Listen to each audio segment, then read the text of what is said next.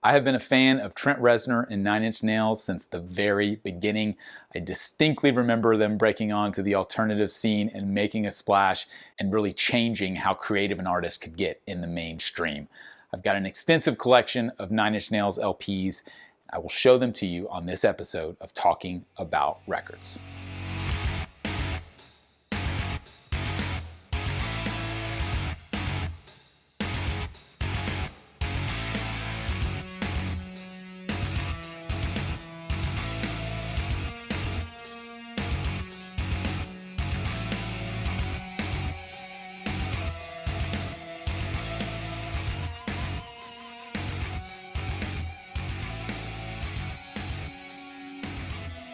My name is G.I. Sanders from NTX Vinyl, a small chain of independent record shops in the Dallas-Fort Worth area. If you aren't local, but you're in the U.S., you can shop online at ntxvinyl.com. Would love it if you'd subscribe to our YouTube channel and follow us on Facebook and Instagram. Today we are going to walk through my collection of Nine Inch Nails records. They are one of my absolute favorite artists, and I've had the pleasure of seeing them live a number of times over the course of many years as they've come through the Dallas-Fort Worth area, which they've toured through extensively.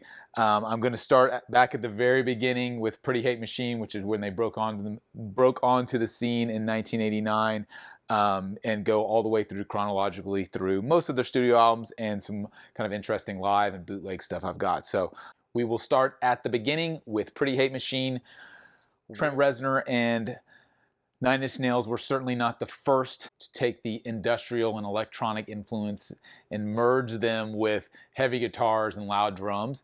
They were the first to kind of take that mainstream, and I think that's what this album represents. A song like Head Like a Hole and songs like Down in It, which were big radio singles in 89 and 90 on alternative radio, really put the band on the map and put Trent on the map as someone from a creative standpoint just really influential early on, ahead of his time. This is an early press, a first press in the U.S. on black vinyl. I've got two copies of it. That one's the standard black, and then here's another one that's got kind of a discount corner cut out of it. This one's cool and unique because it's on kind of a translucent vinyl, which I don't think you'll be able to see, but it is kind of a translucent purple black, which is really cool. So if you hold it up to the light, it's a really lightweight vinyl, probably 120, maybe 140 grams max, but super cool. Love these early pressings. They sound fantastic. The bass clarity and just everything that went into the production of this album really shines through in the vinyl format. Love this record. I've got those two kind of original copies, the black and the translucent, and then I also have the remastered version that they put out years later. I believe 2010 is when this remastered come from. This one, you can still get this version, I think. But I mentioned Head Like a Hole, Down in It, Terrible Lie, Sanctified, Ring Finger, just an amazing record and so creative and so groundbreaking at the time. It really made an impact on me and made me a fan from the very beginning. The other thing that I have in regards to Pretty Hate Machine is a couple singles. So I've got the Head Like a Hole single. This is really cool. I love the continuity of everything Trent does from an artwork standpoint, not only the music, but the aesthetic that he puts out in his art. From the packaging and the artwork and the covers, the videos, the tours, everything he did, going back to the very beginning, top notch. So I love the 12-inch singles because there's a lot of remixes. Here's one for Down in It, like I mentioned. I think I have another one as well. This has got the DJ beats per minute up here, which is really cool. This is owned by Eddie Christmas from Dallas, Texas. Got his name right there on the sticker. But I love the 12-inch singles, and I love the fact that all the way through their career up till this day, they do a lot of remix albums and a lot of B-sides and things like that. That's one of the things I love about their catalog. They're an artist that really plays into that nicely. So the other thing that I've got is the Sin single. This is really cool. This has got three different versions of Sin, as well as Get Down, Make Love. Super cool. This one it's a little hard to find, but especially in really great condition. Love that artwork as well. Now, but between Pretty Hate Machine and the Downward Spiral, there was a 5-year gap, right? But in between that gap, there was the EP Broken, which It's a fantastic EP. This is an original pressing with the Made in the UK sticker. It comes with a couple inserts and stuff, so really cool. This was a groundbreaking record in my opinion because it's even heavier and more aggressive than Pretty Hate Machine in a lot of ways, and was just a great follow-up.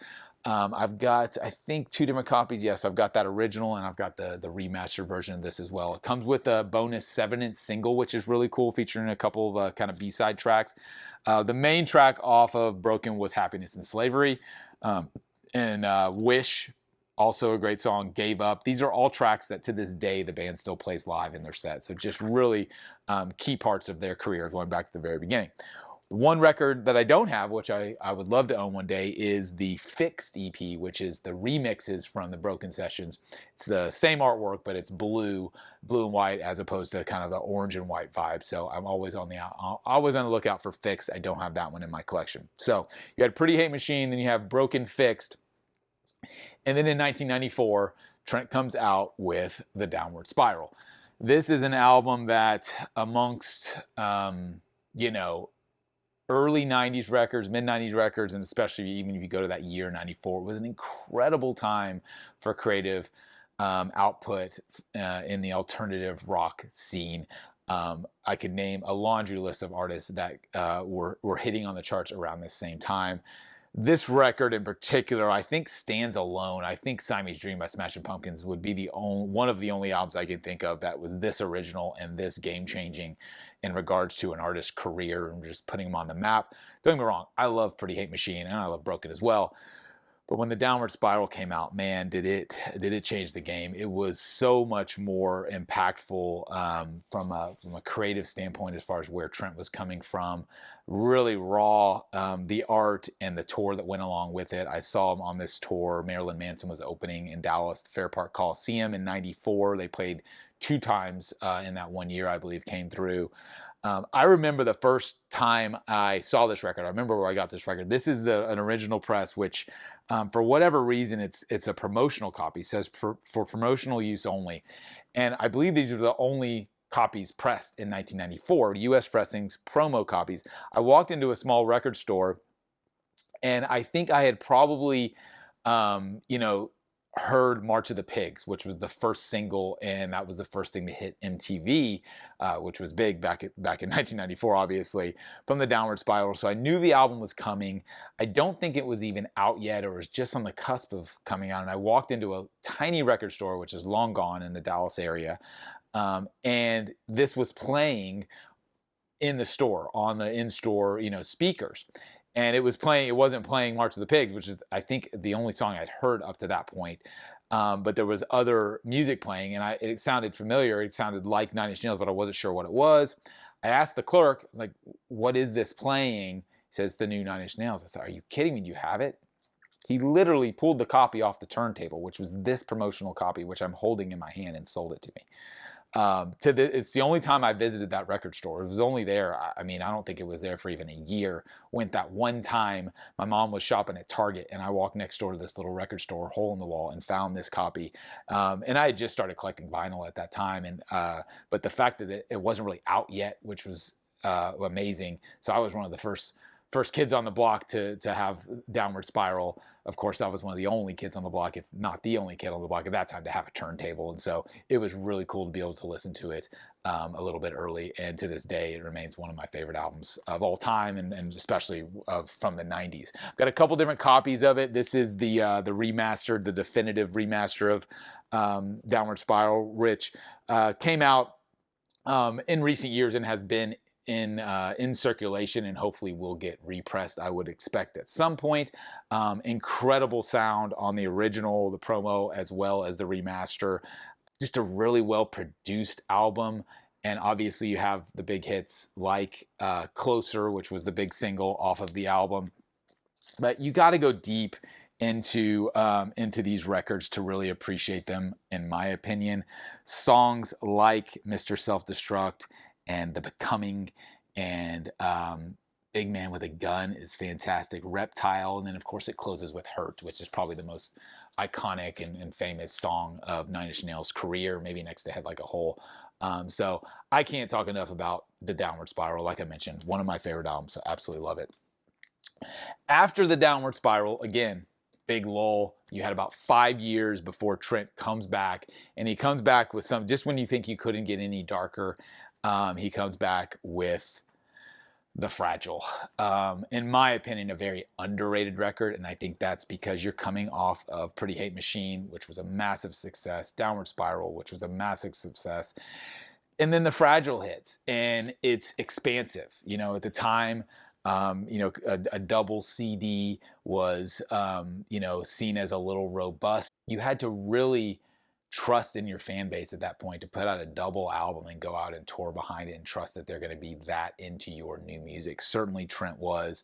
The Fragile is one of those albums for me that just kind of cemented it, because again, you're like, how do you follow up the Downward Spiral, something that's so dark and so intense, and where are you going to go next? Well, The Fragile was just an unbelievable follow-up, in my opinion. I've got a couple different copies. That's an original copy there. I have the expanded, which is a triple gatefold reissue. This was an album that it didn't have a lot of big singles at all.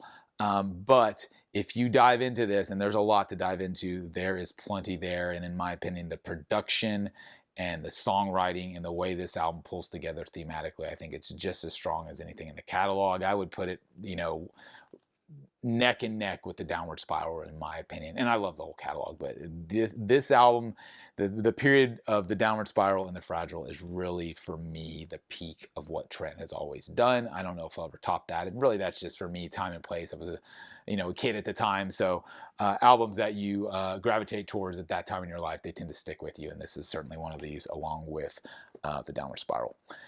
The other thing that is attached to The Fragile, this is Deviation. So this came out years later when Trent did all the remasters. This is versions of all the songs from The Fragile, most of them instrumental, and a lot of it were kind of B-sides and outtakes that didn't make the album. So if you're a Nine Inch Nails enthusiast and you really love the textures of the music and you really love what Trent brings to the table from production standpoint, this is a great record, Deviations, because you can really hear everything that's going into the music without the vocals. Not to discount what he's doing vocally and lyrically, of course, but super cool packaging, and just a great kind of companion piece with The Fragile. And like I mentioned, Trent and Nine Inch Nails have always been one of those artists who have taken a deep dive after the albums come out and done remixes and different versions. So this is a great example of that. All right, moving right along. So this is an unofficial copy. This has never been released on vinyl officially. This is the live album that complemented the Fragility tour, which was, again, Fragility tour would have been 99. This is a really cool on double LP on gold vinyl. Again, this is an unofficial pressing. Came out on CD, it looks like in 2002, and features mainly things from the first 3 records, like you would imagine. So you've got a few cuts from Pretty Hate Machine, and you've got a lot from the Downward Spiral and the Fragile era. The Great Below, The Wretched, probably my favorite track from the Fragile. But then you've also got The Day the World Went Away and Starfuckers, and just fantastic. I saw this tour at Starplex in Dallas. Absolutely incredible. I also saw the tour where Nine Inch Nails and David Bowie collaborated, which was awesome, and around the same time when he was doing a lot of writing with David Bowie. So really appreciate that one. The DVD is highly recommended of that tour if you weren't there in the flesh. Moving right along, after the Fragile. Oh wait, we got one more. This is Things Falling Apart. I forgot. This is remixes from the Fragile era. So you've got remixes of Slipping Away, The Great Collapse, which is a remix version of The Great Below, I believe, The Wretched, Starfuckers, The Frail. So just really cool. This one's pretty hard to come by, and again, just one of many remix albums that Trent put out over time. Next up, you had another break, of course, because Trent takes his time, and then he returned with Teeth. A lot of expectation and a lot of hype around With Teeth because, again, it took a number of years for it to come out. I want to say this is 2004. Is that right? I can't see the year. Someone will correct me. They always do. I should just stop mentioning years on videos because I'm terrible about remembering them. But this came out, The Hand That Feeds was the first single, looking for the track list. And I believe the other kind of teaser track was The Line Begins to Blur. And I remember living with those two songs for a little bit and just being like, man, if these are the first two kind of lead singles, if you will, I can't wait to hear the rest of it. And I was not disappointed. This is an album that I think is underrated as well. You know, you've got songs aside from those two I already mentioned. Every Day Is Exactly the Same, I think, is a great song. The Collector is a fantastic song. You Know What You Are, All the Love in the World, Sunspots, Only. I'm naming the whole track list. The other cool thing about this record, which a lot of people don't know, is produced by Alan Moulder, longtime collaborator with Trent, is that Trent brought Dave Grohl in to play drums on a number of these tracks. So when you listen to With Teeth and you hear, especially in those, on the first side or two, the kind of more organic instrumentation that's going on. Those are live drums played by Dave Grohl in the studio, and that's just super exciting. I remember when this was being recorded and released that there was video of that. I don't know if it's available on YouTube, probably is, to look it up, but love With Teeth. I saw the band on that tour as well. One of my favorite shows of all time, which was at Stubbs in Austin, Stubbs Barbecue, an outdoor venue. It was kind of a pre-tour, if you will, because they went on to tour obviously in arenas, which they typically do, but they to get back accustomed and get the live band back into the swing of things, they did a little smaller venue tour, and Stubbs is, you know, probably, I don't know, 2,000 people or something outdoors, and it was a fantastic show. I had an excellent point of view, and to this day it ranks as one of my top probably 5 shows of all time. The band was incredible on that tour and represented those songs live in a huge way. So love With Teeth. Here is The Hand That Feeds single. 12-inch single. I don't think there's any other tracks. It's just different versions of The Hand That Feeds, so that's really cool as well. Next up, we have got Year Zero. This is a fantastic album and really hard to come by. I don't believe it's ever been reissued. There's unofficial copies of it. No other official versions besides this one. Really cool triple gatefold, Hyperpower, The Beginning of the End, Survivalism was the big single.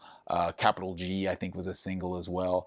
This started the era of Trent, this and the next album as well, where he got involved on the marketing side of things and really took advantage of what the internet was at that time.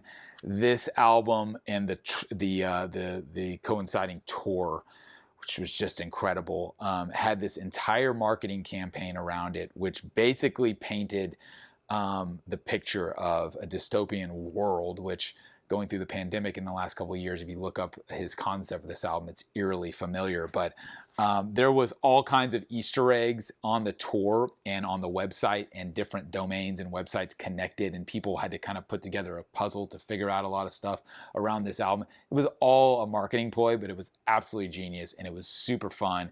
And to this day, I remember kind of being involved in that. They were doing secret shows, and they would film them, and they would stage like it would get crashed by this, you know, this army or this police crew, which again, it was all fictional, but it all played into the music and kind of the vibe. Certainly a concept album and really cool. Look up Year Zero on Wikipedia and read a little bit about that history and what Trent was able to create in regards to that marketing environment. It was absolutely incredible. And the tour was fantastic as well. Ghost. This was an instrumental album. I believe this is a 2 or 3 LP that's pretty hard to come by. It came out in 2008 on the heels of Year Zero. And on the tour, they did a segment within the Year Zero tour where they performed some of these tunes from Ghost, which was phenomenal. In fact, to this day, the production on that tour, from what I remember, was one of the most impressive things I've ever seen in the way that Trent interacted with the stage and the environment that they created. It was just absolutely groundbreaking and jaw-dropping to watch. I remember seeing that tour at the American Airlines Center in Dallas. But having the combination of the Year Zero tracks, which are really heavy-hitting, along with the Ghost stuff, which is kind of subdued and really textural, was a great pairing. And I remember to this day, it stands out as a great tour. Next up, we have The Slip. This is another one that I don't believe has ever been reissued. This features Discipline, Echoplex, Lights in the Sky, Demon Seed is a really cool song. This is I think a 2008 as well. So yeah, this is right around that same time. So there was some extensive touring between Year Zero and Ghost and The Slip, where Trent stayed on the road for a long time. He had Josh Freege in the band playing drums at the time, which was just phenomenal. Great session drummer who's played with a lot of great acts. So awesome album as well. Next up, we have Hesitation Marks. This is a cool album, and Trent kind of went, in my opinion, went back, removed a lot of the guitar-based songwriting, went back to more kind of the beginning of like a Pretty Hate Machine vibe almost. There's a lot of tracks on this that are solely based around beats, not a lot of live drumming. I saw this tour at ACL Live in Austin, which, so you can look it up, Austin City Limits Live. Nine Inch Nails has only played it one time on the actual TV show, not the festival, but the TV show. I was there in the audience for that, which is a small venue, and it was absolutely phenomenal. A dear friend of mine who is no longer with us granted me the +1 on the guest list that he had for this show, and I'm forever grateful for that and will remember it to this day. I actually have the set list for that show somewhere. I could track it down if I really had to, but really cool performance. Standout tracks on this, I remember I love Satellite. I thought that was a really cool song. All Time Low was cool. Their copy of is really cool. Not a lot of big singles from this. Again, at this point, the band isn't really into, getting radio play and releasing singles and all that. They've got their fan base, and so. But this is a cool album, and I really like the artwork. It's definitely unique in their catalog. Next up on the list, this is not the actual events. This is kind of an EP. I think this was the first of 2 EPs. There was one others I don't have. I think there's 2 or 3 at the end of the Nine Inch Nails catalog, official releases that I don't have. As far as studio albums are concerned. This came out in 2017. I don't know a ton about this. I've only listened to it a few times. It didn't really strike me and grab me. I probably need to give another spin, and maybe I will, but definitely appreciate the minimalist kind of artwork and the vibe and everything Trent always does with the typography and the style. Just absolutely love it. All right, so we've got a few more kind of extras. This is The Social Network, Trent Reznor and Atticus Ross, obviously the story of Zuckerberg and Facebook. Really great movie in my opinion, super entertaining, and I think the atmosphere that the soundtrack added to that film and the darkness that it brought to it was really key. Trent and Atticus have gone on to do a number of video game and film scores. I believe they've won a whole bunch of awards, Oscars and things like that for their film work, which is just fantastic. And I'm sure that's an amazing outlet for Trent to be able to do those types of things in between, proper Nine Inch Nails releases. But this is a great soundtrack if you like, the Ghost era stuff. The Social Network follows suit right along with that. A lot of instrumental tunes and really kind of dark, electronic influenced vibe. This is an unofficial release live at KROQ, the Almost Acoustic Christmas. This is a pretty cool LP. Wish, Terrible Lie, March of the Pigs, Only, Hand That Feeds, Head Like a Hole. I'm not sure if it's on colored vinyl or not. I think this was the poster for the show or something along those lines. Now, it's a black vinyl, pretty nondescript, but I haven't seen this around recently. It was available, and it's an unofficial pressing release of a live show. Got this a few years back, so pretty cool listen. I'm not sure what year it's from. Probably around 2010, if I had to guess, but I'm guessing. So, all right, next up, I got a couple more. This is a pairing of live unofficial recordings. You've got Right Where He Belongs and Left in Awe, A Bridge to Trent and Another Bridge to Trent. I believe these are both on colored vinyl.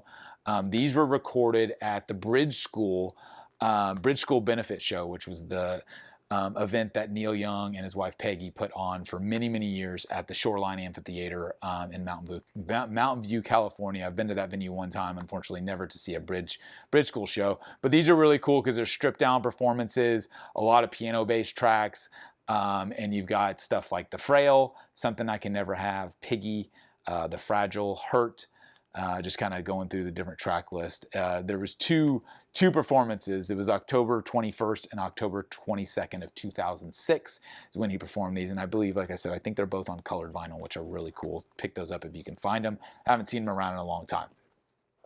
Last but not least, Another live performance from Trent and Nine Inch Nails, probably their most iconic live performance, and that is their show from Woodstock '94. This is the Mudstock unofficial release, August 13th, 1994. If you don't know what this show is all about, definitely check it out. In Nine Inch Nails' performance, they came out covered in mud, and it was an absolute spectacle to watch. I remember back in the day in 94 watching this. This is on the Downward Spiral tour, so it was all material from Downward Spiral, Pretty Hate Machine, and Broken, and it was absolutely crushing.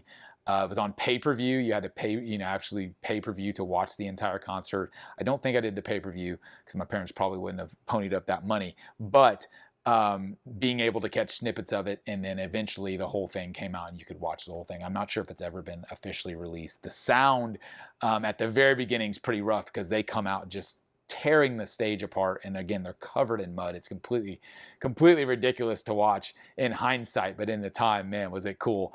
But this is a best of the catalog going up into that up to that period, and just a really cool performance that's quite iconic and quite fun to watch. So if you want to see Trent rip the keys off some keyboards covered in mud, this is the one to watch.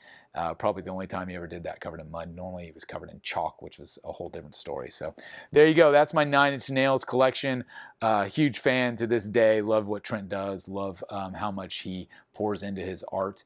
And I love the attention to detail he puts into all of the vinyl releases as well, which are always super well done. The reissues, the definitive series as he calls it, as he's putting things out. I imagine that albums like Year Zero and The Slip will eventually get that treatment as well, and hopefully the others will get reissued and become a little more readily available, because right now it's pretty hard to come by most of their albums. You can get Pretty Hate Machine. I think With Teeth is available here and there, but most everything else is pretty hard to get. And that's partially just because of the demand for such an iconic artist. So appreciate you watching as always.